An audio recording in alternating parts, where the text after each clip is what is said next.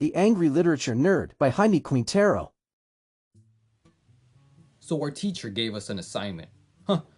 To think, right? He told us to read a book for a month. Oh, I don't know. What could I read? I'm the angry video game nerd. I don't read books. I play games.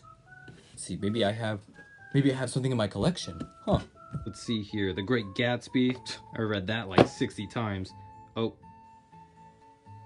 Never read that shit again. But what's this? I Am the Cheese. What a stupid name. I mean, I guess I can give it a shot. It doesn't seem like too long of a book. You know, there's only, let's see, like 200 some pages. It has a silly title. You know, I'll read this book. I'll read this book for the month. Yeah. It won't be too hard.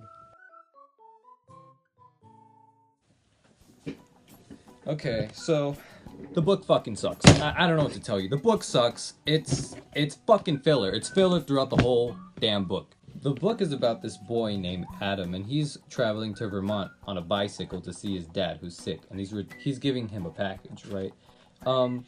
Throughout the book, it talks about like a bunch of tapes. These tapes are him and his therapist. When you first read it, it seems like these tapes are just like thrown in maybe as filler, or they're something to pique the audience's interest. But that doesn't really work if we don't even know what we're talking about. When you search the book up on Google and search up reviews, there's a bunch of summaries telling us that the book is a figment of Adam's imagination and that he's like schizophrenic or something.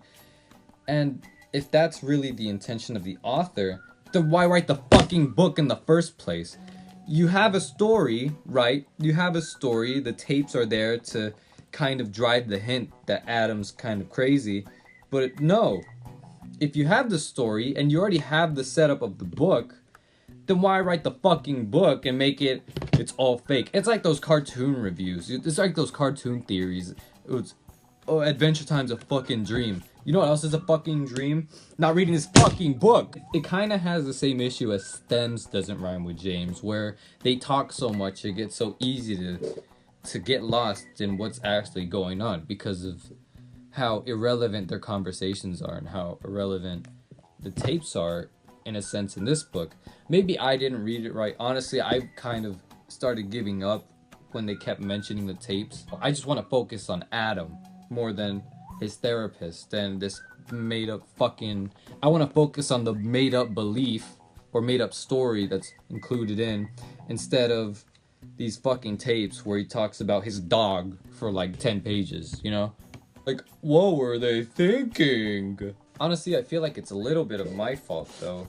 When it gets a little overwhelming to have to read the tapes and switch back between what's actually going on and what's going on, in a sense, you know? It's like you're trying to focus at two things at once and you're trying to decipher what's even real at that point. You had a good setup and you just had to make it more convoluted, in a sense. You had to make it more complex than it needed to be. I'd rather have a buffalo take a diarrhea dump in my ear than to read this fucking book again. Shit pickle! Well, now that that's out the way, now we can get to actual peak literature.